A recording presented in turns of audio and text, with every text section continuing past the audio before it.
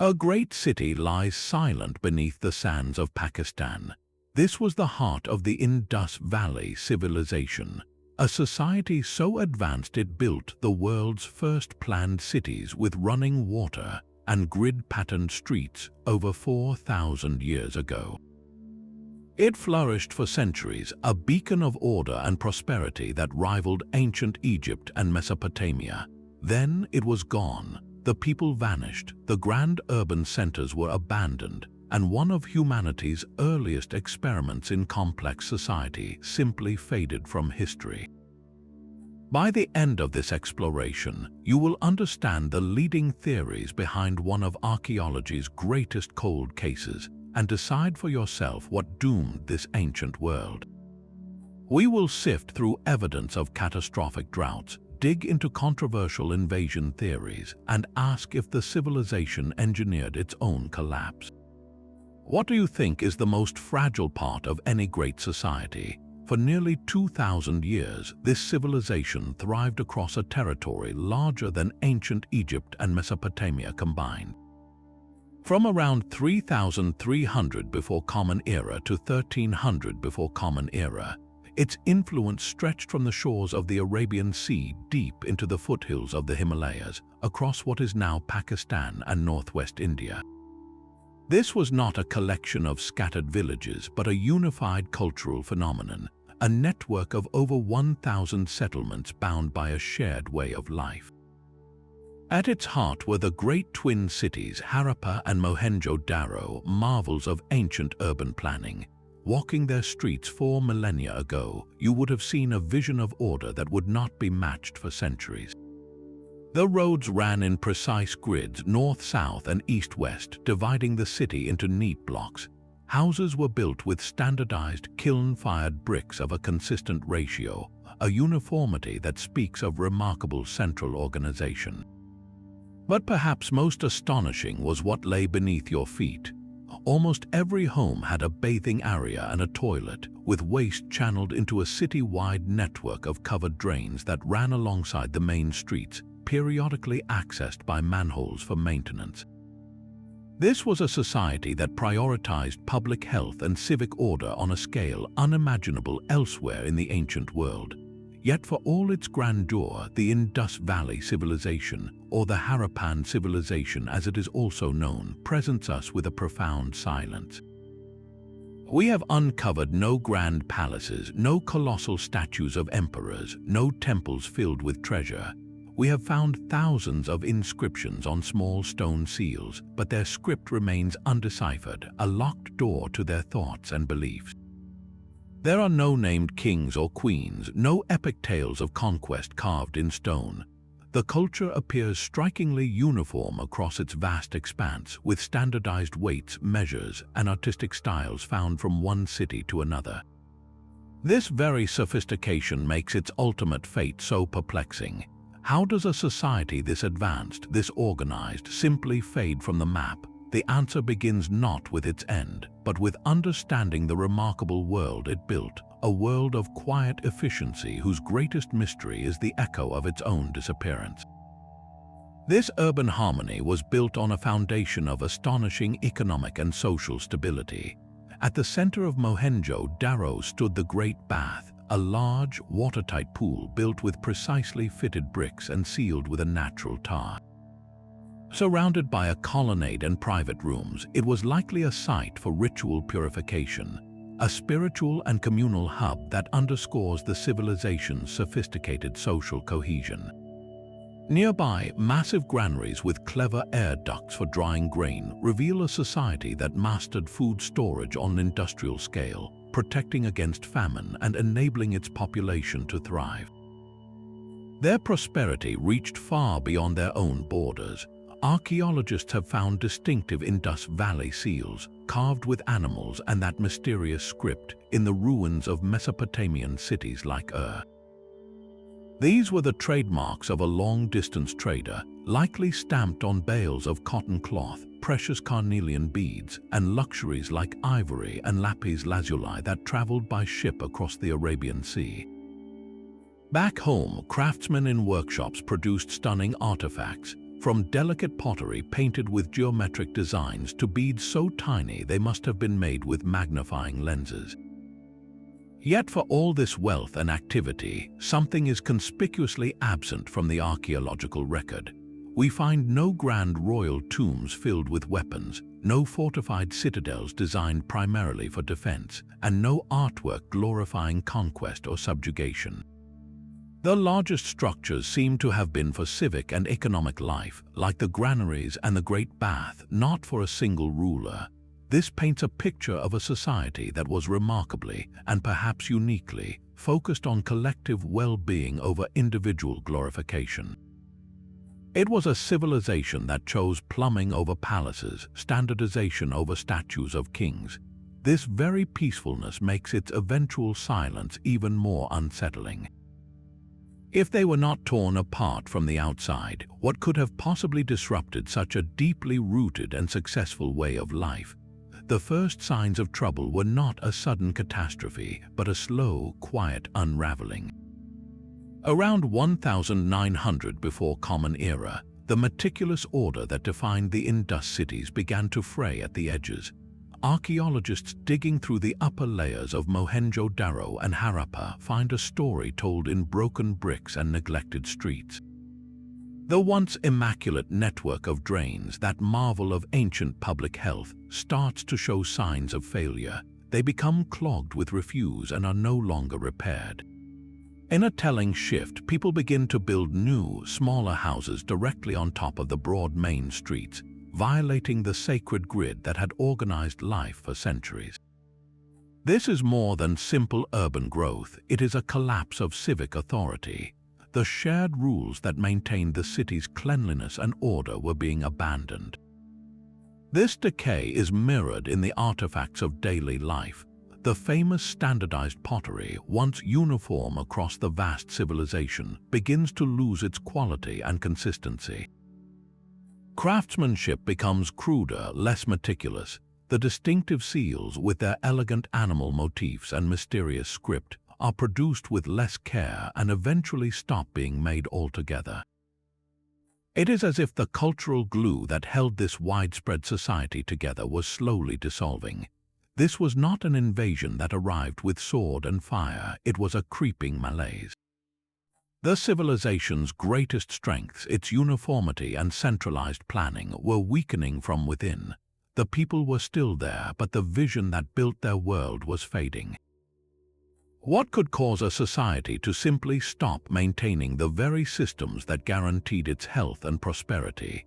The answer seems to lie not in the cities themselves, but in the lifeblood that surrounded them, the great rivers that made everything possible.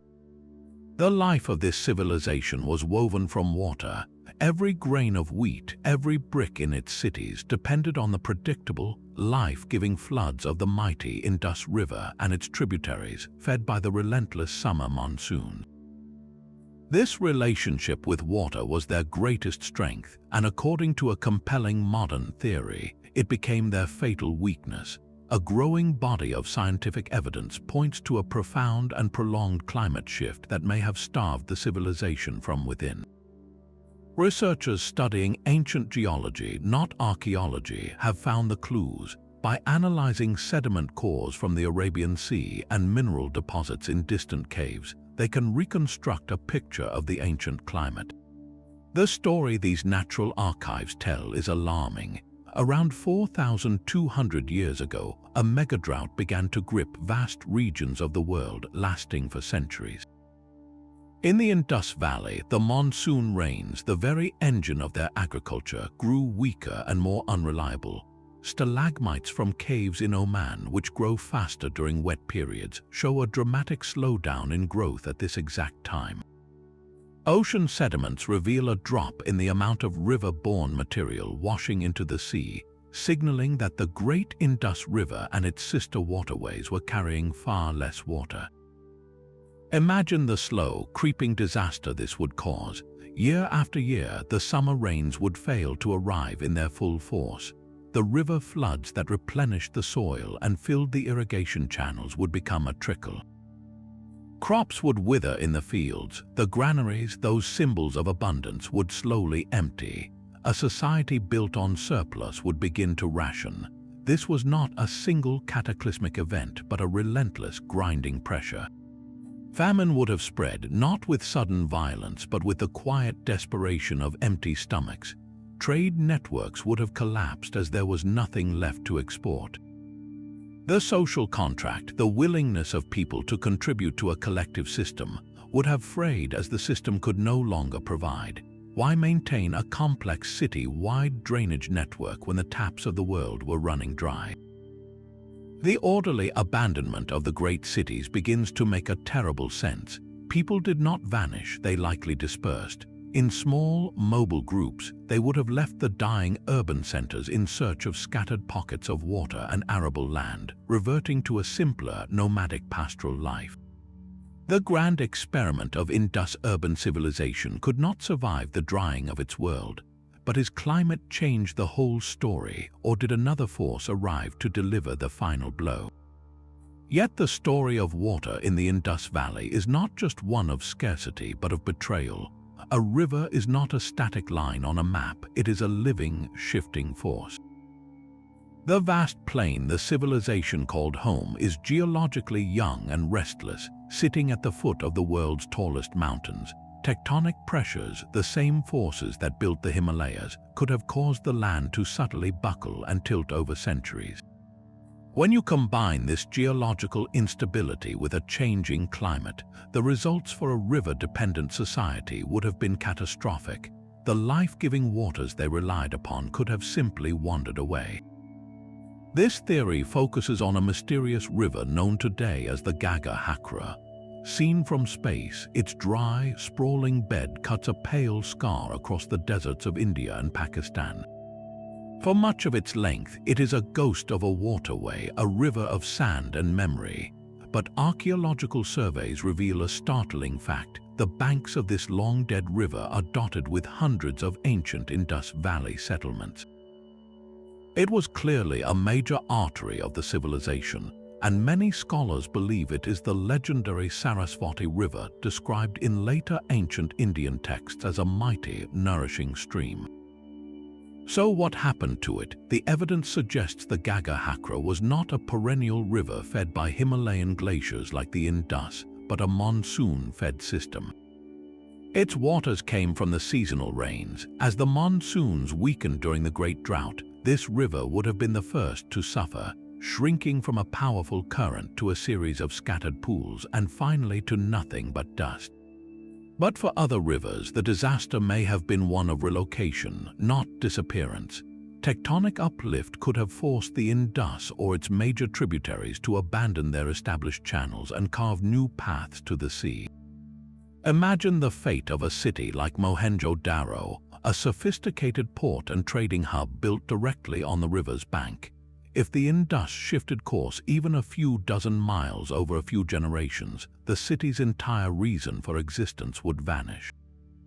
The docks would sit empty, overlooking a trickle of water or a dry floodplain. The intricate irrigation canals that fed its surrounding fields would become useless concrete ditches pointing at nothing.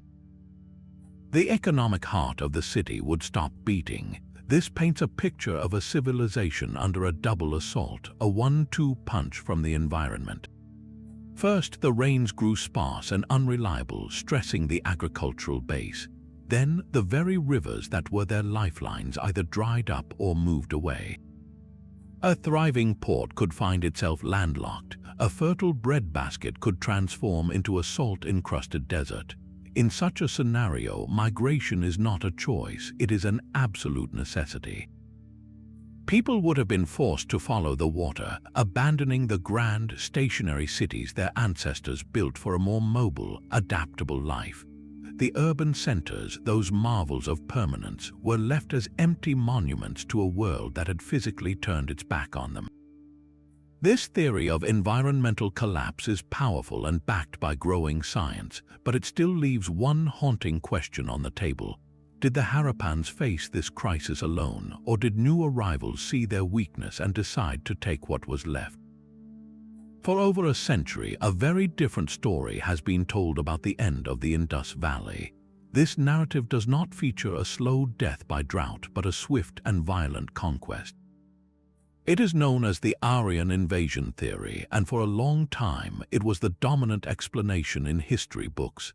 The theory draws its power from a combination of ancient texts and a handful of dramatic archaeological finds.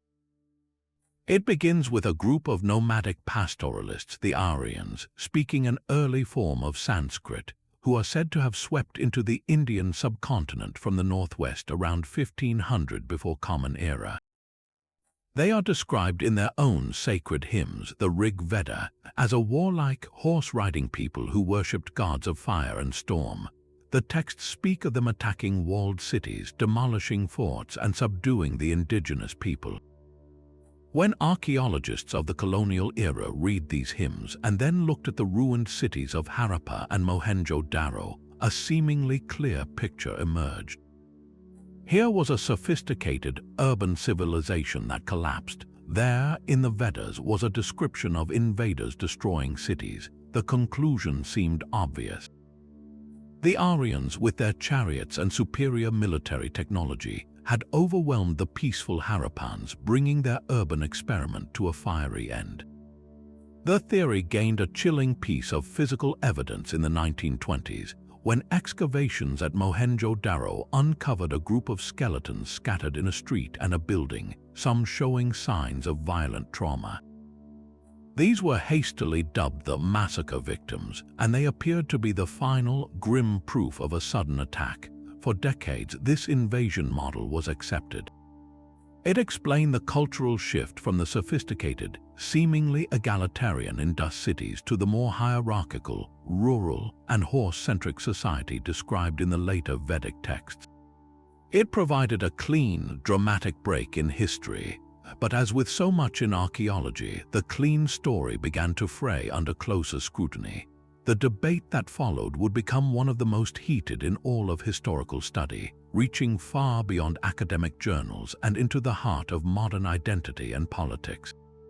The skeletons at Mohenjo-Daro became the cornerstone of a dramatic story, but that story began to crack under the weight of new evidence. Later, more meticulous archaeological work revealed a much less cinematic truth. Those famous skeletons were not found in a single, chaotic massacre layer.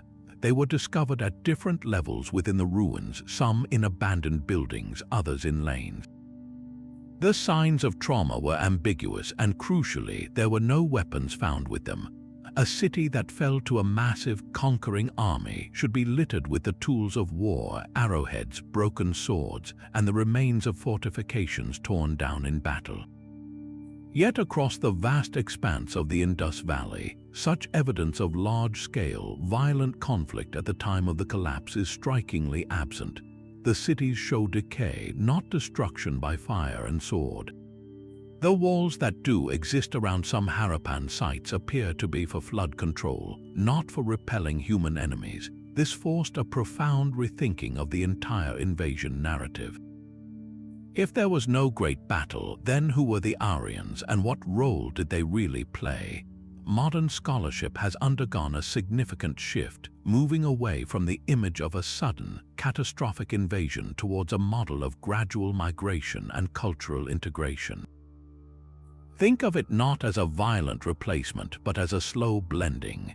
Small groups of pastoralists speaking early Indo-European languages may have trickled into the subcontinent over centuries, perhaps drawn by the same deteriorating climate that was pushing Harappan populations eastward. They would have brought with them new technologies like horse-drawn chariots and a new pantheon of gods. Their interaction with the remaining, declining Harappan communities was likely complex, a mixture of trade, conflict, cooperation, and ultimately cultural fusion. The glorious hymns of the Rig Veda, compiled later, may reflect the distant, mythologized memory of these interactions, not a factual military history. The old invasion theory is now seen by many archaeologists and historians as a dramatic oversimplification, a story that satisfied a colonial-era desire for clear-cut historical narratives of rise, conquest, and fall. It imposed a binary view of civilized versus barbarian onto a past that was far more nuanced.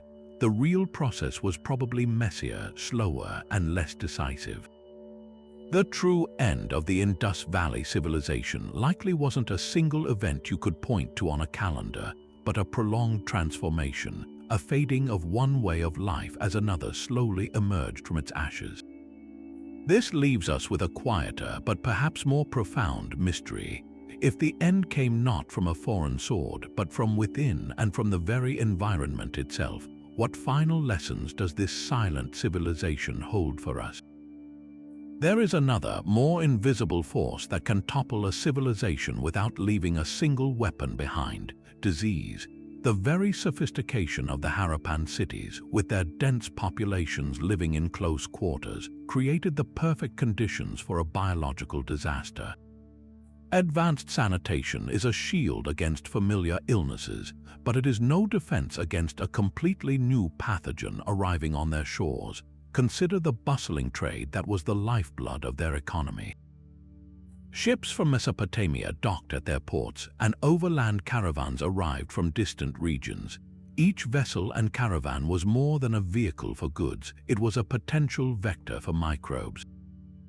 A deadly virus or bacteria, harmless to populations that had lived with it for generations, could have been a silent stowaway in a trader or a rodent. Upon reaching the crowded, immunologically naive population of Mohenjo-Daro or Harappa, such a pathogen could have exploded with terrifying speed. We know from later history how devastating this can be. Think of the plagues that swept through the Roman Empire or the catastrophic impact of European diseases on the Americas. The Harappans, for all their engineering genius, had no concept of germ theory. A mysterious, wasting illness that spread through touch or contaminated water would have seemed like a curse from the gods, utterly beyond their understanding or control. The social effects would have been catastrophic. Fear would have paralyzed trade and civic life. The skilled artisans who made the standardized pottery and seals would have fallen ill. The laborers who maintained the drainage systems would have been too weak to work, accelerating the physical decay of the cities. Most devastatingly, a rapid population decline would have shattered the social structure. Too few healthy people would remain to farm the land, manage the granaries, or govern the cities. This theory is haunting precisely because it is so difficult to prove. Archaeologists have not found mass graves from this period filled with skeletons showing clear signs of a single, ravaging disease. But absence of evidence is not evidence of absence. Most epidemics kill quickly and leave few traces on bone. Victims are buried hastily and their remains decompose. A plague could have swept through, culled the population, and faded away, leaving behind only a crippled society struggling to function. So we are left with a chilling possibility that the civilization's greatest achievement, its interconnected urban world, may have also been its Achilles heel. A single ship from a foreign port might have carried the seed of their collapse, an invisible enemy that dismantled their society from the inside out, long before any drought reached its peak or any migrant group appeared on the horizon.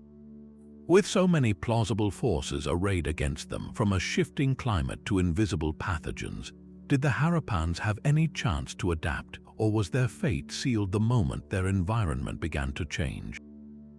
A civilization can sometimes become a victim of its own success.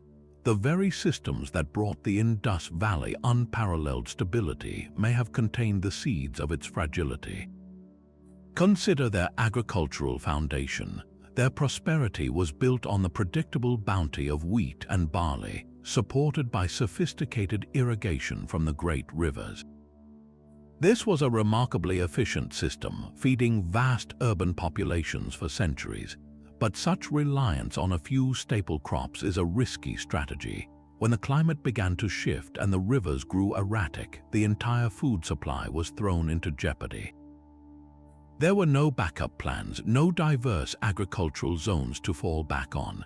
A single point of failure in their environmental relationship threatened to topple everything. This vulnerability may have been compounded by another silent crisis, the slow exhaustion of their natural resources. Building those magnificent cities of fired brick required enormous amounts of timber for kilns. Deforestation on a large scale would have had cascading effects. Without tree roots to hold the soil, the land would become more vulnerable to erosion. Silt would clog the intricate irrigation canals, requiring constant, labor-intensive dredging. Fertile topsoil could wash away, reducing crop yields year after year. They might have been cutting down the very pillars that supported their world, not out of carelessness, but simply to keep their urban engine running. It is a haunting pattern, a society consuming its future to maintain its present. Simultaneously, the economic arteries that connected them to the wider world began to fail. The lucrative trade with Mesopotamia, which brought in raw materials and prestige, depended on a stable surplus of goods to export. As agricultural yields dropped, that surplus vanished. The distinctive Harappan seals stopped appearing in Mesopotamian ports. This collapse of long-distance trade would have been an economic earthquake. It would have bankrupted the merchant classes who organized it and cut off access to vital materials like copper and precious stones. The complex, specialized economy that supported potters, bead makers, and metallurgists began to unravel. When people can no longer practice their trades, social order begins to fray. This leads us to the most human dimension of the collapse, the potential fracture of the social contract.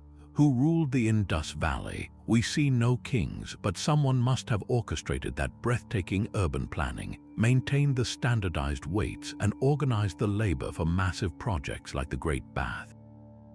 Most scholars theorize a form of oligarchy, perhaps a council of elite merchants or a priestly class who maintained order through shared belief and economic control.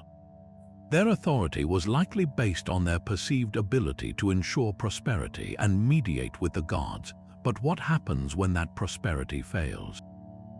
When the rains do not come, the granaries empty, and the gods seem silent, the ruling class would lose its legitimacy. We can envision a growing tide of resentment and unrest. The people who kept the drains clean and the bricks standardized might have begun to ask why they should serve a system that no longer served them. If the central authority could not provide food or fix the failing infrastructure, why obey its decrees? This could have sparked a social revolt, not necessarily a violent uprising, but a widespread withdrawal of cooperation. People might have simply stopped showing up for communal labor. They might have begun hoarding resources locally, breaking the city-wide systems of distribution. The meticulous urban grid, a symbol of supreme control, would have become irrelevant as neighborhoods turned inward to fend for themselves. The result would not be an invasion from the outside, but a fragmentation from within. The unity that defined the civilization for a millennium dissolved into localized survival. Communities that once saw themselves as part of a greater Harappan identity would have reverted to smaller, tribal or familial loyalties. This social shattering would be the final blow, making any recovery of the old urban system impossible. The cities were not destroyed, they were abandoned because the idea that built them, the collective belief in a shared project, had died.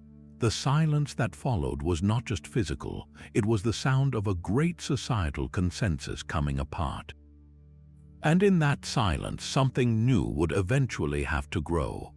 The greatest silence we face is not the empty streets, but the unreadable words. Scattered across the Indus Valley are thousands of small, square stone seals, each bearing a short inscription in a script unlike any other.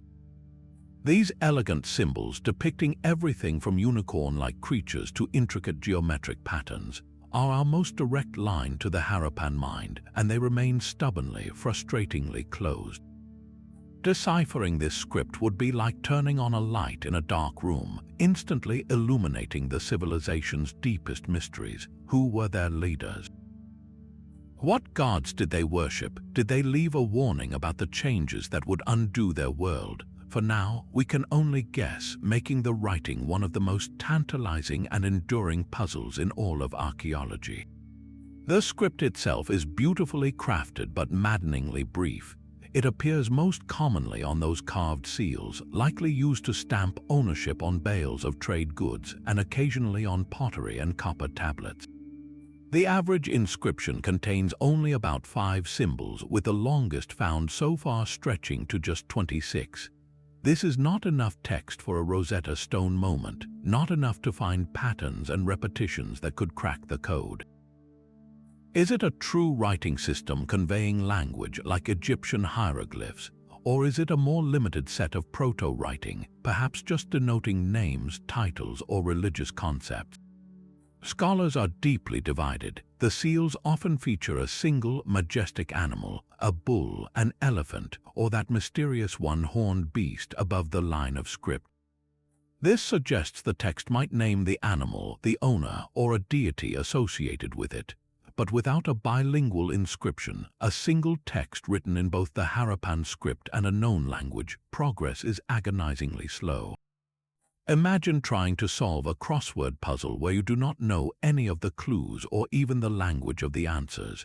That is the task facing linguists today. The stakes of this decipherment are incredibly high.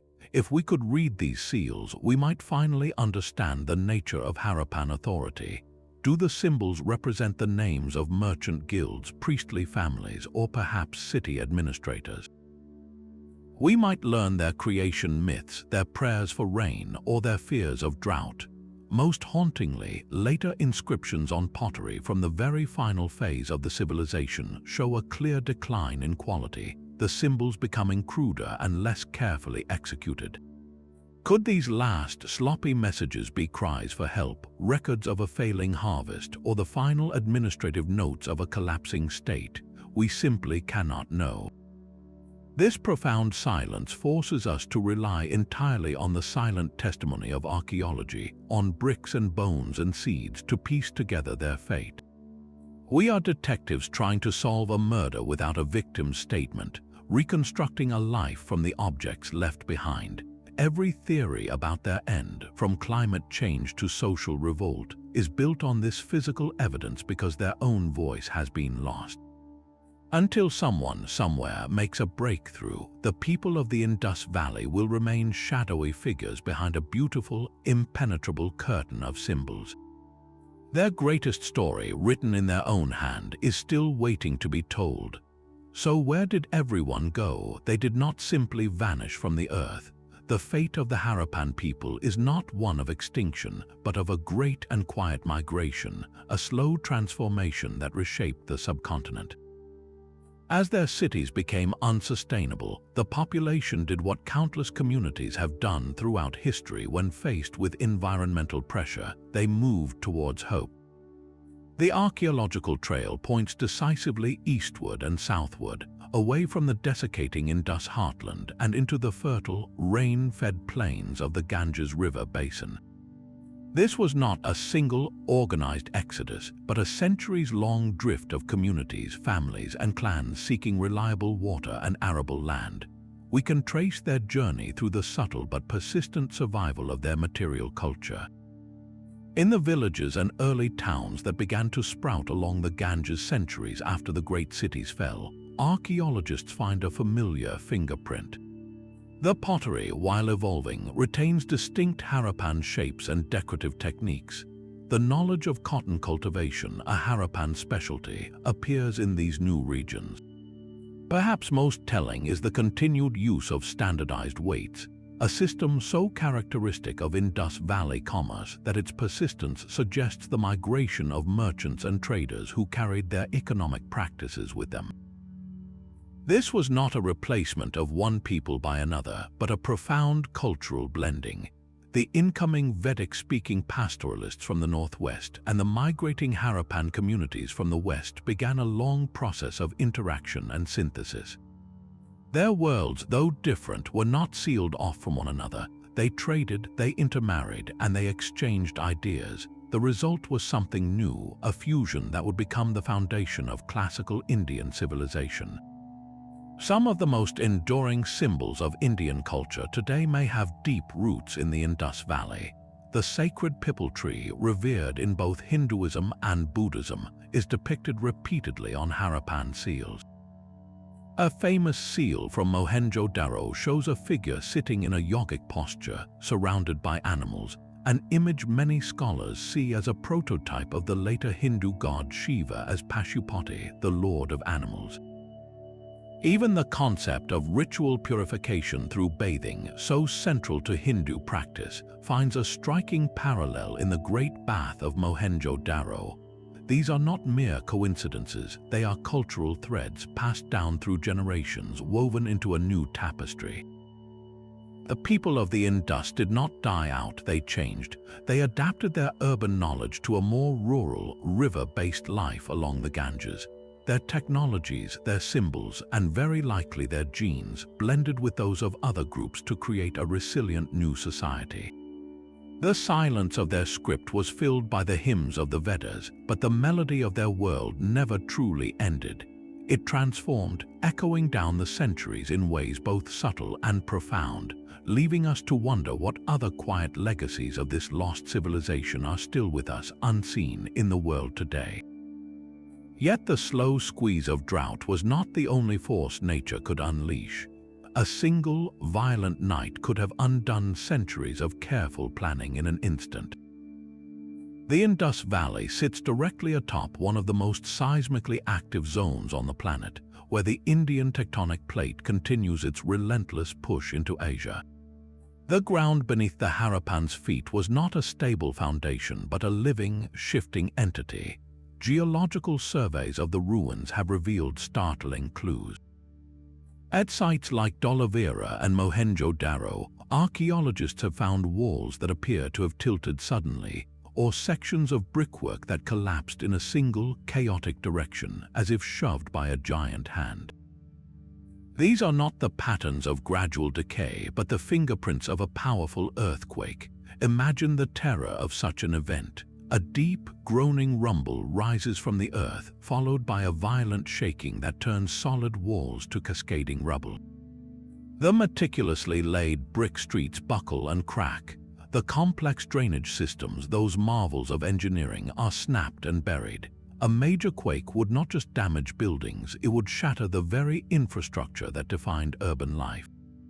Water supplies could be cut off, sanitation would fail overnight, and the psychological blow of seeing their orderly world turn to chaos would have been devastating. But the true catastrophe may have occurred far upstream, out of sight yet sealing their fate. A powerful earthquake in the fragile foothills of the Himalayas could have triggered a colossal landslide, one massive enough to block the course of a major river like the Indus or the Sutlej entirely. For a time, this would create a vast natural dam, holding back a monstrous lake in the mountains. Downstream, the Harappans would have witnessed a new and terrifying phenomenon, their life-giving river suddenly shrinking to a trickle, then going dry. The silence of the riverbed would have been more frightening than any storm. Crops would fail within weeks. Panic would spread as the true scale of the disaster became clear. Then, weeks or months later, the inevitable would happen. The immense pressure of the pent-up water would overcome the earthen dam. It would burst with apocalyptic force. A wall of water, mud, and debris would thunder down the river valley, scouring everything in its path. By the time it reached the lowland cities, it would be a devastating flood of biblical proportions, sweeping away entire neighborhoods, burying streets under meters of silt, and salinating the fields with debris, rendering them infertile for a generation. There is tantalizing, though controversial, evidence for just such an event at Mohenjo-daro. Early excavators noted thick layers of silt and clay separating periods of occupation, and some buildings showed signs of hasty repair atop water-deposited mud. Could this be the sediment left behind by a great deluge? The theory is hotly debated, as such silt could also come from regular, if severe, monsoon flooding. But the combination is chilling to consider, a 1-2 punch from the planet itself. First, a drought stresses the civilization to its breaking point. Then, a tectonic shudder delivers a sudden, physical blow, damaging cities and perhaps diverting rivers. Finally, a catastrophic flood, born from that same geological violence, washes away what little resilience they had left. A society already reeling from environmental change would have had no capacity to recover from such a sequence. The great cities, already depopulating, would be left as broken, mud-filled shells, monuments to a world that was not just abandoned but physically overwhelmed. It presents a haunting final question: how many different ways can a world end? For the people of the Indus, the answer, it seems, was several all at once. The story of the Indus Valley is not an isolated tragedy. It is a single, powerful chapter in a much larger book, a recurring theme in the early history of human civilization. Around the same time, the great cities of Harappa and Mohenjo-Daro were being abandoned. Other brilliant experiments in complex society were also fracturing across the ancient world. By placing their fate alongside others, we see a haunting pattern emerge, a pattern of vulnerability woven into the very fabric of these first great civilizations. Take the Akkadian Empire, the world's first true empire, which dominated Mesopotamia around 4,300 years ago. Under the legendary ruler Sargon of Akkad, it unified the warring city-states of Sumer into a vast domain stretching from the Persian Gulf to the Mediterranean. Its power seemed absolute, its administration sophisticated, yet within a few generations it shattered into fragments. Ancient texts from the period lament a terrible curse, a time when rain was withheld and the rivers carried no water. Modern science confirms their words. Sediment cores from the region reveal a severe, centuries-long drought that struck right at the empire's peak. The Akkadian Empire, like the Indus, was built on river-fed agriculture. When that foundation crumbled, so did the political structure that rested upon it. The central authority in the capital city of Akkad could no longer command the loyalty of distant regions when it could not provide food or security. The empire did not fall to a more powerful enemy. It dissolved from within under the relentless pressure of a changing climate. This pattern repeats with even greater intensity a few centuries later, around 1200 before Common Era, across the entire eastern Mediterranean. Historians call it the late Bronze Age collapse, a chaotic period where nearly every major palace-centered civilization fell in a stunningly short span. The mighty Hittite Empire in Anatolia vanished. The wealthy city-states of Mycenaean Greece were burned and abandoned. The Egyptian New Kingdom, though it survived, was severely weakened after repelling waves of mysterious invaders known in their records as the Sea Peoples. For decades, scholars focused on these invasions as the primary cause, a wave of destruction sweeping across the coasts, but a deeper look reveals a familiar backdrop of systemic stress. Tree ring data from the region shows evidence of a prolonged and severe drought leading to crop failures and famine. Earthquakes appear to have ravaged key cities at this time. The intricate international trade network that connected these kingdoms, exchanging copper, tin for bronze, luxury goods, and diplomatic letters, suddenly seized up. This was a hyper-connected world, and that connectivity became its Achilles heel. A drought in one region could cause famine in another that depended on its grain. The collapse of a single major supplier of tin, essential for making bronze weapons and tools, could cripple the military and economic capacity of multiple kingdoms simultaneously. The invasions by the Sea Peoples may have been less a cause and more a symptom, a desperate migration of uprooted populations from other collapsing areas, hitting societies that were already critically weakened from environmental and economic shocks. So what do these parallel stories tell us about the Indus Valley? They suggest its disappearance was part of a global climatic upheaval, a perfect storm that tested the resilience of early complex societies to their limits. The common thread is not a specific enemy or a single disaster, but a cascade of failures. Each of these civilizations had achieved something remarkable. They had built centralized states, specialized economies, and monumental architecture. Yet this very complexity created hidden fragilities. They often relied on intensive agriculture focused on a few staple crops, making them exquisitely sensitive to drought. Their economies depended on long-distance trade routes that were vulnerable to disruption. Their social hierarchies and ruling ideologies were legitimized by their ability to deliver prosperity and divine favor, a contract that dissolved when the rains failed and chaos arrived. The Indus Valley stands out in this grim company for its apparent peacefulness and lack of overt militarism, but that may have made it less resilient to external migratory pressures in its final phase, or perhaps more vulnerable to internal social fracture when its governing consensus broke down. Their story and the stories of the Akkadians and the Bronze Age kingdoms serve as a powerful reminder. The first great civilizations were monumental achievements, but they were also delicate experiments. They mastered their environments, but could not always withstand them when those environments shifted. They built networks of incredible reach, but those networks could transmit collapse as efficiently as they transmitted wealth. In the end, the silence that followed the Indus Valley may have been the sound of a threshold being crossed, the point where the challenges of a changing world finally overwhelmed the systems designed for a world that was gone. Mohenjo-Daro, the Mound of the Dead, offers a slow-motion portrait of a civilization's final breath. The archaeological record here is not a single catastrophic layer, but a gradual fading, told in the subtle language of soil and brick. As you dig down through the great mound, you move backwards in time, from the sterile sand on top down through the final, struggling centuries of urban life. The highest, most recent layers tell the quietest story. The grand, city-wide systems have fallen silent, but life, in a diminished form, persists. Archaeologists find evidence of small, makeshift settlements built directly on top of the ruins of the great civic buildings. People are still living here, but they are no longer maintaining the vision of the original planners. They are squatters in the skeleton of their own past. These final occupants use cruder, handmade pottery, a stark decline from the standardized, wheel-thrown wares of the city's prime. They patch broken walls with mud brick instead of the uniform-fired bricks that were once a hallmark of Harappan identity.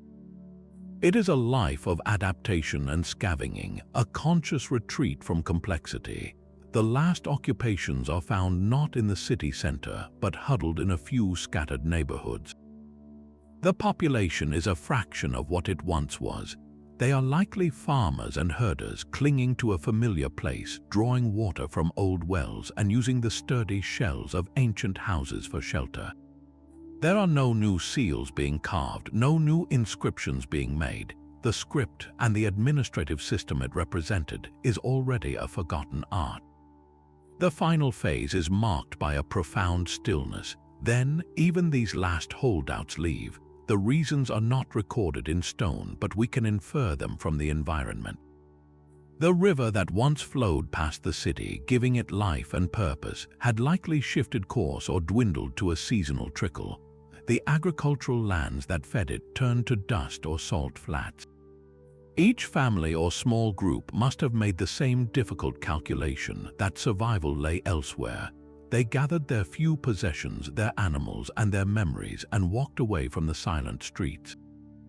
And then nature began the work of burial. Wind-blown sand, the fine silt from occasional unmanaged floods, and the relentless dust of the dry plain began to drift over the abandoned city.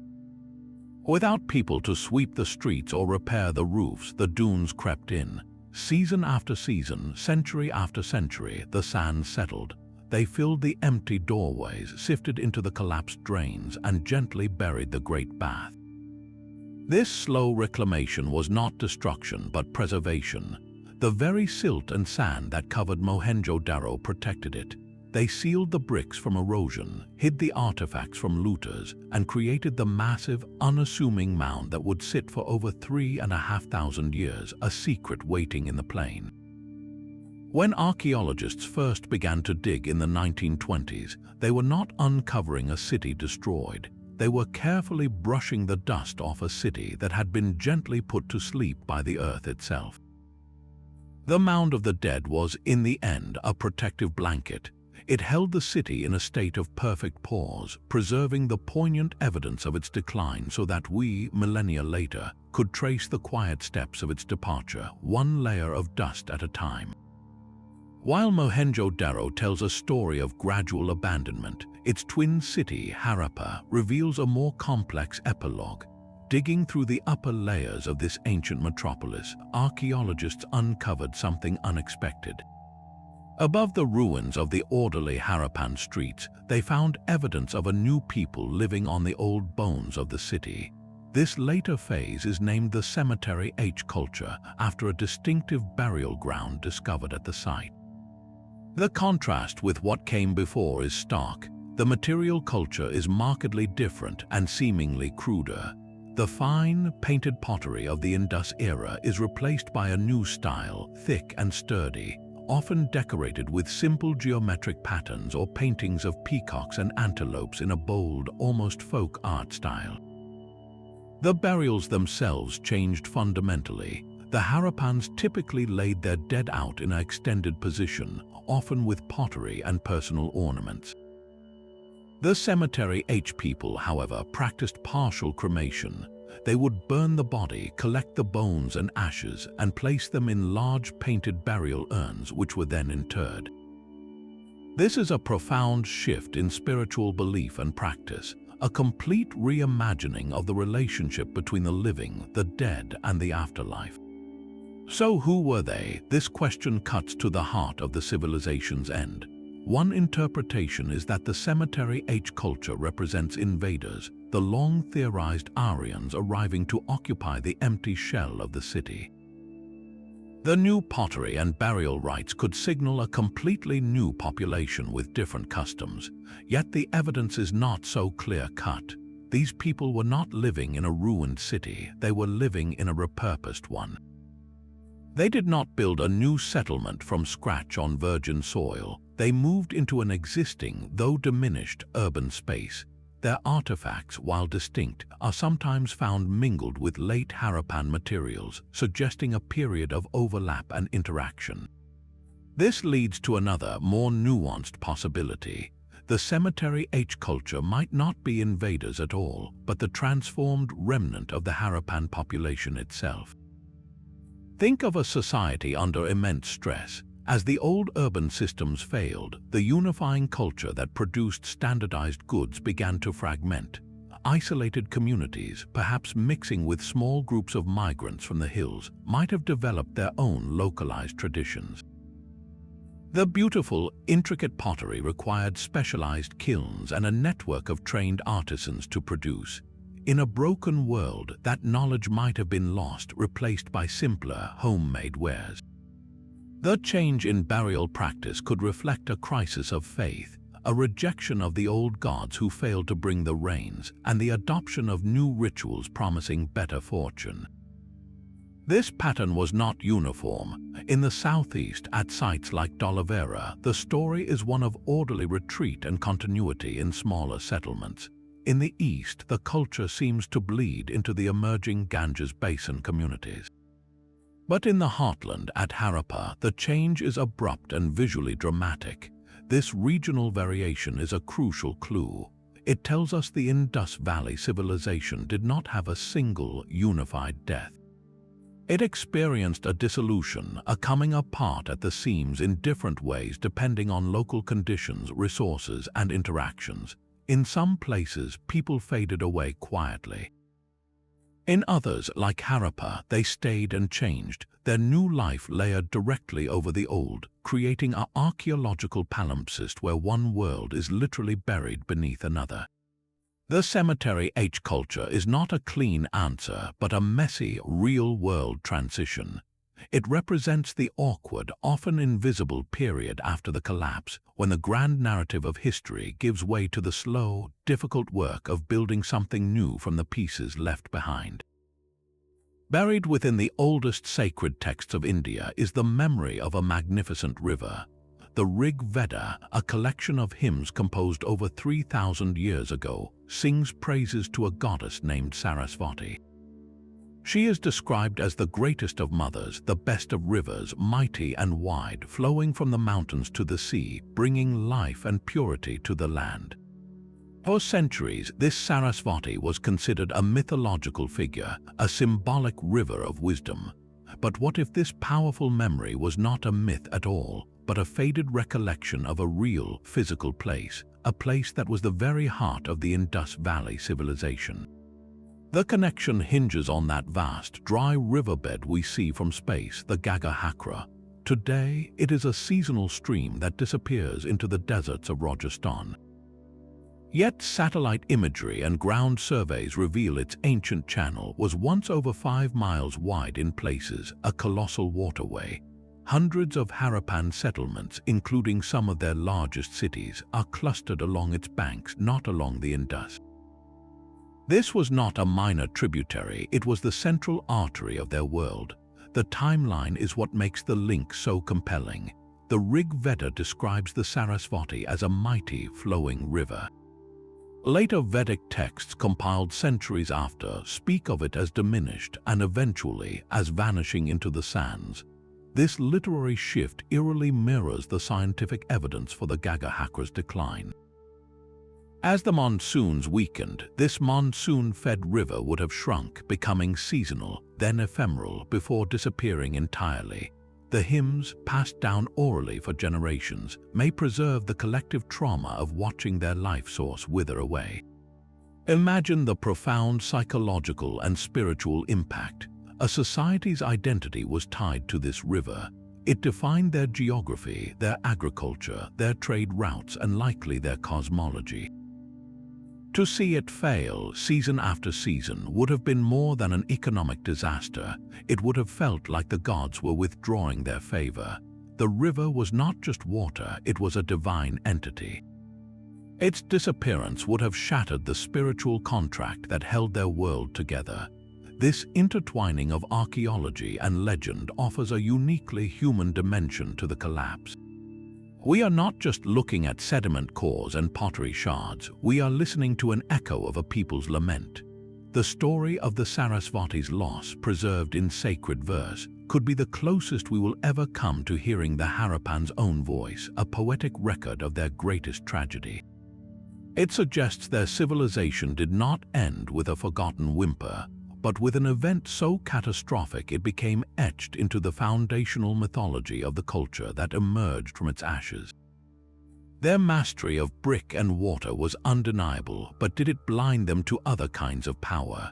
A civilization's survival often hinges not just on what it knows, but on its ability to adapt that knowledge to new threats. The Harappans were brilliant civil engineers, yet their archaeological record reveals a curious absence. A technological portfolio that seems remarkably specialized and, in some ways, static.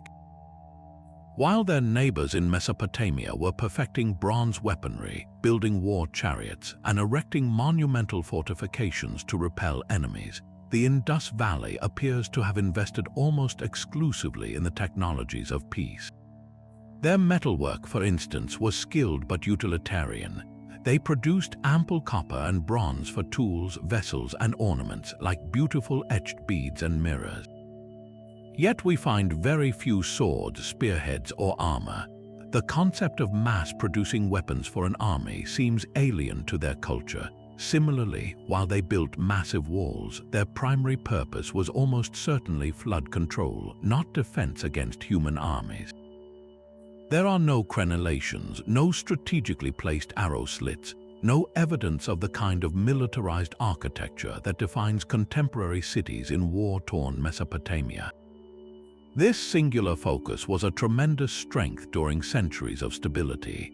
It allowed them to channel resources and social energy into public health, trade, and urban comfort, creating a quality of life that may have been unmatched. But it also created a potential vulnerability. When the world began to change, did their technological toolkit lack the versatility to respond? If the pressure came in the form of migrating groups who prized martial skill, the Harappans' peaceful engineering might have been a poor defense.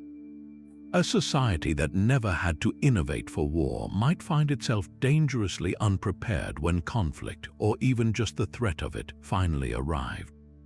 This leads to a critical question: was their technological path a conscious choice for peace, or a form of stagnation that left them exposed? The answer is not simple, because to see only what they lacked is to miss where their true innovative genius might have lain. Perhaps their greatest technological achievement was not in invention, but in adaptation. Consider the slow-motion crisis of the changing climate. As the rains grew sparse and the rivers shifted, a society less attuned to water management would have collapsed immediately. The Harappans, however, had a deep reservoir of hydrological knowledge. Evidence suggests they did not just give up as their world dried. At sites like Dolavera, built in a drier region, they constructed an astonishingly sophisticated water conservation system. They channeled seasonal rainwater from nearby streams into a series of massive, interconnected reservoirs carved into the rock, with sluice gates and channels to manage the flow. This was not the technology of a river-fed paradise, but of a people learning to harvest and hoard every precious drop.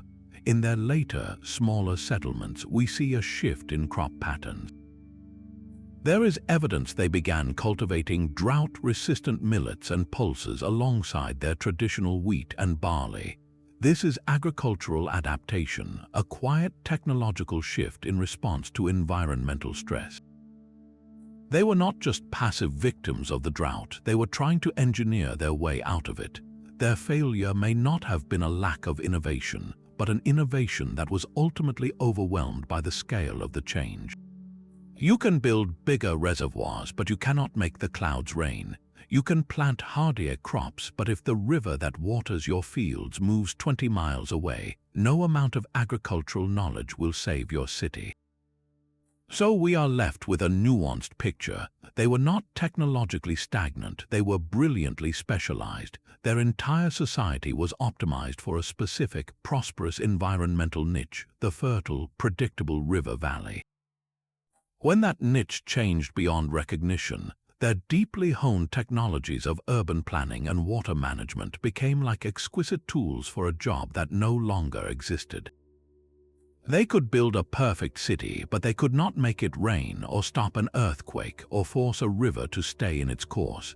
Their technological trajectory was a double-edged sword, the very source of their golden age and a potential constraint when the world demanded a different kind of ingenuity.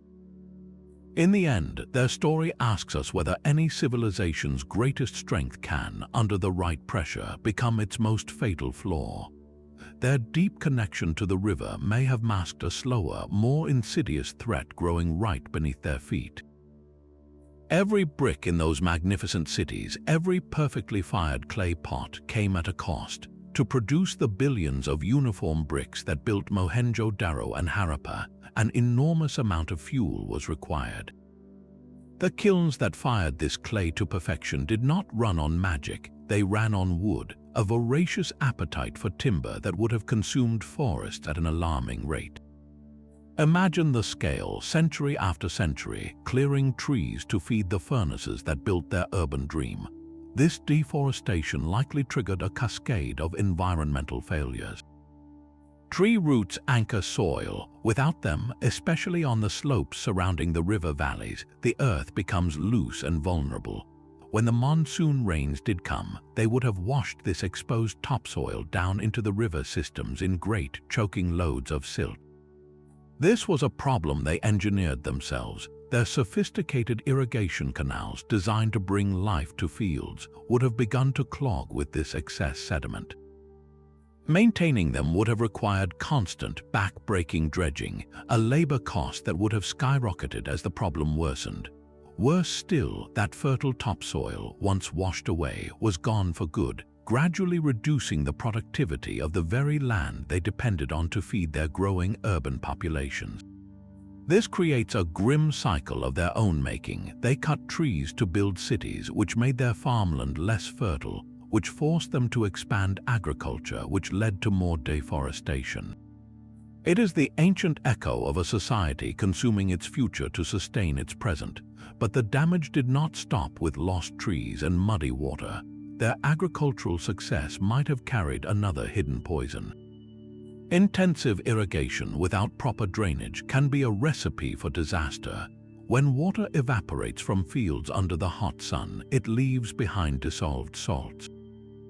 Over generations, these salts accumulate in the soil, a process called salinization.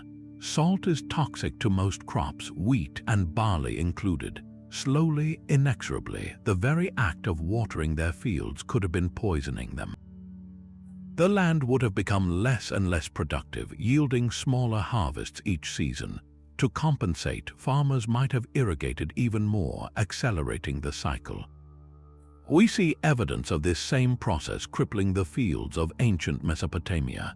Could a white, crusty layer of salt have eventually spread across the Indus Valley's breadbaskets, a silent, creeping death for their agriculture? Add to this the pressure of their domesticated animals. Large herds of cattle, sheep, and goats would have been essential for food, leather, and labor. But overgrazing, stripping land of its protective grass cover, would have further exposed the soil to erosion, compounding the deforestation problem. The image that emerges is not one of a society struck by an external calamity, but of one gradually eroding the ecological platform it stood upon.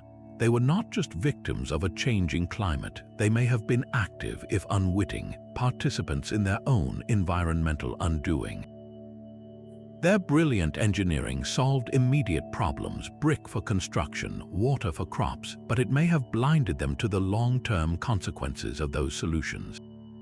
It is a cautionary tale written in silt and salt, a reminder that a civilization's greatest triumphs can sometimes sow the seeds of its own decline, long before the final drought arrives or the river decides to change its course. The most direct messages from the Harappan world are not words but images. Those thousands of carved seals with their elegant animals and mysterious script may hold the key to understanding their spirit, not just their commerce. If we cannot read their language, perhaps we can learn to read their symbols, to see the world through their eyes. The most common image by far is a powerful, stylized bull, often shown with a single, curved horn projecting from its forehead. Archaeologists call it the unicorn, though it is clearly based on a real animal. This creature appears on over half of all seals found, a staggering repetition that suggests it was far more than just a favorite artistic subject. It likely held profound symbolic weight, perhaps representing a clan totem, a symbol of royal or priestly authority, or even a deity itself. Its dominance hints at a shared cultural icon, a visual anchor that everyone from Mohenjo-Daro to Harappa would have recognized instantly, reinforcing a common identity across the vast civilization. Another compelling seal shows a human figure seated cross-legged on a low platform, hands resting on the knees, eyes seemingly closed in meditation. The posture is unmistakably one of yogic concentration. The figure is surrounded by animals, a rhinoceros and a buffalo below, an elephant and a tiger above. This image has sparked endless interpretation. Many scholars see it as a prototype of the Hindu god Shiva, later known as Pashupati, the lord of animals and a master of yoga and asceticism. Others suggest it represents a powerful shaman or a priest king in a ritual trance, mediating between the human and natural worlds. The seal does not tell us who it is, but it powerfully tells us what was important, a connection to spiritual power, to inner stillness, and to mastery over the wild forces of nature. This single, small carving suggests a deep, introspective spiritual tradition, one that valued internal discipline as much as external order. Other seals depict what appear to be vivid religious or mythological scenes. One shows a figure standing in a pipal tree, a tree still considered sacred in India, while another kneeling figure worships below. A mythical beast, part human and part bull, confronts a horned tiger. A procession of 7 identical figures marches in a line. These are not random doodles, they are carefully composed narratives. They speak of a rich cosmology, a world populated by deities, spirits, and heroes. They were likely used to stamp goods, yes, but in doing so, they also stamped those goods with a symbol of belief, a tiny piece of a shared story. This visual language would have been a powerful glue holding society together. Every merchant sealing a bale of cloth, every administrator marking a shipment of grain, was not just conducting business, they were reaffirming a worldview. The bull, the yogi, the sacred tree, these were the emblems of their collective soul. This leads us to a subtle but devastating theory for their collapse. What if the ultimate failure was not of bricks or rivers, but of belief? A shared ideology is the invisible architecture of any complex society. It justifies the social order, motivates collective labor, and gives people a reason to cooperate beyond mere survival. The Harappan seals suggest a powerful, unified cosmology, but ideologies are fragile. They depend on success. When the rains failed for generations, when the rivers vanished, when the cities began to crumble, the old stories would have been put to a terrible test. Why would the Lord of Animals allow the herds to perish? Why would the unicorn, symbol of strength, not protect them from famine? The priestly class, who may have derived their authority from interpreting these symbols and mediating with the forces they represented, would have faced a crisis of legitimacy. If the gods on the seals were no longer delivering, why should anyone listen to their earthly representatives? The slow fraying of social cohesion might have begun here in a crisis of faith. As the environmental and economic pressures mounted, the unifying visual language on the seals could have lost its meaning. The once powerful symbols might have become empty, even mocking, reminders of a broken promise.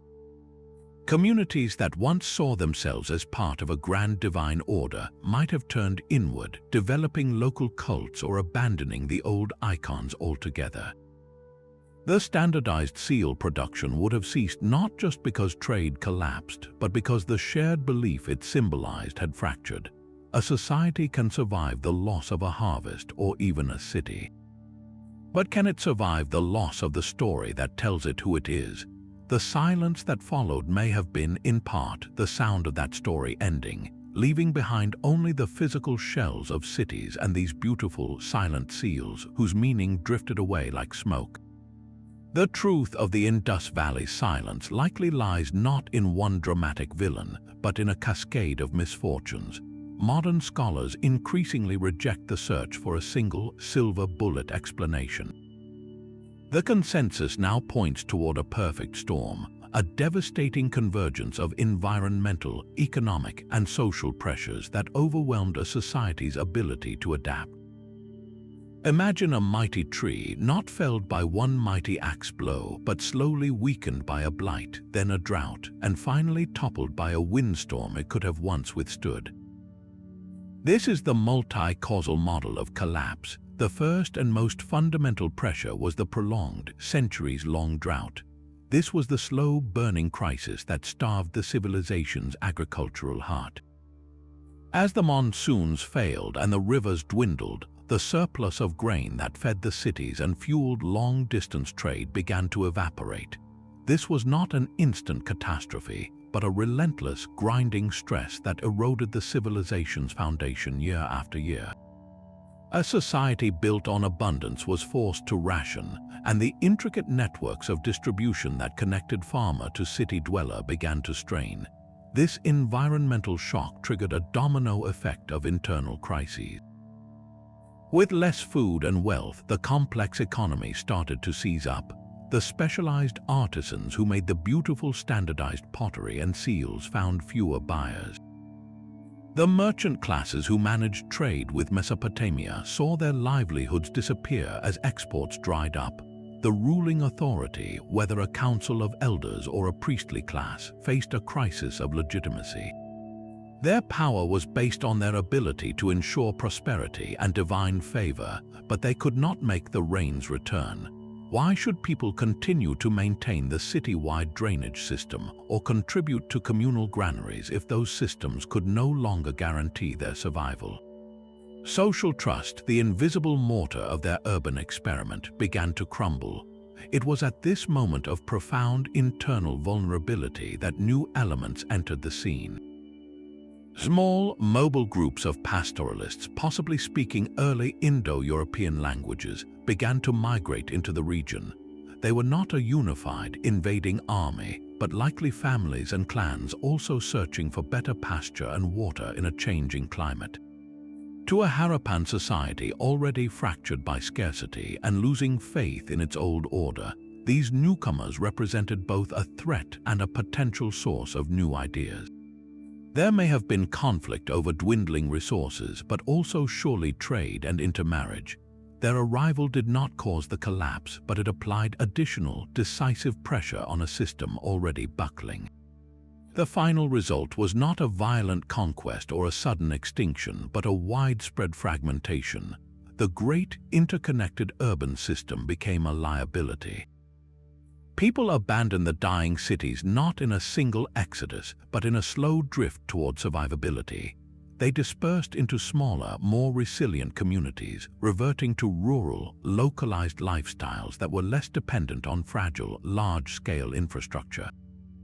The urban dream of Harappa and Mohenjo-Daro was abandoned, and the cultural uniformity that defined the civilization dissolved into a mosaic of regional adaptations. This consensus view is powerful because it mirrors how complex systems fail in our own world. It is rarely one thing. A financial crisis, a natural disaster, and a political scandal might each be survivable alone, but combined they can topple institutions. For the people of the Indus Valley, the drought was the spark, the social and economic unraveling was the fuel, and the migrations were the wind that scattered the ashes. Their story is a sobering lesson in interconnected fragility, a reminder that the greatest civilizations are not monuments but delicate balances, always at the mercy of a changing world. Their cities were reclaimed by the sand, but their ideas were far more resilient. The legacy of the Indus Valley Civilization is not a list of ruined monuments, but a subtle, living inheritance woven into the fabric of South Asia. Their most profound gift was the very concept of the planned city. For over a millennium after their decline, large urban centers vanished from the subcontinent. When cities finally re-emerged along the Ganges River around 500 before Common Era, the ghost of Harappan design was visible. These new towns, while different in layout, revived the principle of deliberate organization, of streets following a logical pattern and zones designated for specific crafts or activities. The ancient Harappan impulse to impose order on chaos, to plan for public welfare through drainage and water systems, became a foundational ideal for Indian urban life, an echo of that first brilliant experiment in living together. Their genius for standardization also endured. The meticulous system of weights they developed based on precise ratios did not disappear. Astonishingly, similar weight standards have been found in sites from later periods, suggesting this system of trade and measurement was passed down through generations of merchants, becoming a silent, trusted language of commerce long after the civilization that invented it was gone. The same is true for their crafts. The techniques for creating beautiful etched carnelian beads, a Harappan specialty, appear centuries later in other parts of India. The knowledge of pottery glazes and firing methods traveled with the migrating populations, preserving a thread of artistic continuity. Perhaps the most intriguing legacy is spiritual. The visual symbols preserved on their seals resonate deeply with later Indian religious thought. The repeated depiction of the pipal tree, a tree still revered as sacred in Hinduism and Buddhism, points to an ancient, unbroken veneration. The famous seal of the meditating figure surrounded by animals powerfully suggests an early form of yoga or ascetic practice, a precursor to the spiritual disciplines that would later become central to Hinduism, Jainism, and Buddhism. The possibility that the mighty lost river Sarasvati of the Vedas is the ghost of the Gagga-Hakra River ties their physical world directly to the mythological landscape of Hindu tradition. This suggests the Harappans did not just vanish, they contributed key pieces to the emerging spiritual mosaic of India. Their civilization was a foundational layer, a cultural DNA that, while transformed, never completely disappeared. The silent cities were abandoned, but the ideas born within them took root elsewhere, growing into new forms and helping to shape the world that followed. The story of the Indus Valley is not a closed book, but a manuscript with new pages being uncovered every year. Our understanding of this lost world is being rewritten not by shovels alone, but by a suite of 21st century technologies that see what the human eye cannot. Satellite imagery, once the domain of spy agencies, now allows archaeologists to scan vast, inaccessible landscapes from orbit. By analyzing subtle variations in soil moisture and plant growth, they can detect the ghostly outlines of ancient walls and streets buried beneath farmland or desert. This space-age surveying has revealed a staggering number of previously unknown settlements, suggesting the civilization was even more extensive and interconnected than we ever dreamed. Entire towns and trade outposts are coming to light, filling in the blank spaces on the map and forcing us to reconsider the true scale of their domain. On the ground, tools like ground-penetrating radar send pulses of energy into the earth, painting a three-dimensional picture of what lies below without moving a single grain of soil. This allows researchers to map entire city layouts before excavation begins, to locate unrobbed graves, and to find the foundations of public buildings that have been invisible for millennia. Perhaps the most personal breakthroughs come from the bones themselves. Advanced DNA analysis of skeletal remains from Harappan cemeteries is beginning to answer the most intimate questions. Who were these people genetically? Did they mix with populations from the Iranian Plateau or Central Asia? Early results suggest a complex tapestry of ancestry, with roots deep in the region and connections stretching far beyond. This genetic data can trace migration patterns, track the movement of diseases, and ultimately help us understand if the civilization's end was a story of displacement, integration, or a combination of both. Each season of digging yields fresh surprises. Recent excavations at a site called Rakagahi, now considered the largest Harappan city ever discovered, have uncovered evidence of sophisticated jewelry workshops and ritual fire altars, adding new layers to our picture of their spiritual and economic life. Every newly found seal, every unearthed neighborhood is another piece of the puzzle. The most thrilling possibility is that the next big discovery could completely overturn a long-held theory. A single archive of clay tablets with a bilingual inscription could finally crack the code of their script. A well-preserved library or royal tomb, though contrary to their known culture, could instantly illuminate their governance and beliefs. The Indus Valley Civilization refuses to be a static exhibit in a museum. It is a dynamic, ongoing investigation where each technological advance pulls back another layer of sand, bringing us closer to hearing the whispers of a people who chose to build a world of order and whose quiet departure continues to ask us what it truly takes for a society to endure. Perhaps the greatest testament to their sophistication is how completely their mystery still grips us. We are drawn to the story of the Indus Valley, not because it ended in a spectacular blaze, but because it faded into such an profound and orderly silence. Here was a society that mastered urban planning 4,000 years ago, that achieved a level of civic equality and public health unmatched for millennia, and then simply walked away from its own masterpiece. Its scale was continental, its achievements were monumental, yet its voice is utterly silent. That undeciphered script is the ultimate locked door, and we are left pounding on it, desperate to know what the people inside were thinking as their world dissolved.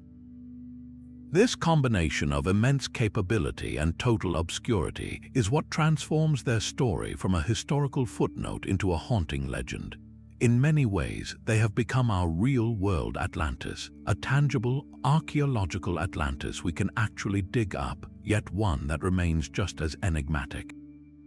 We project our own dreams and fears onto their blank slate, imagining them as a utopia of peace or a cautionary tale of ecological hubris. But the Indus Valley is more compelling than any myth because it is real. We can walk their streets, hold their artifacts, and see the very bricks they laid. Their silence feels like a conversation abruptly cut off, and we are left straining to hear the rest. This ancient disappearance resonates with particularly modern anxieties.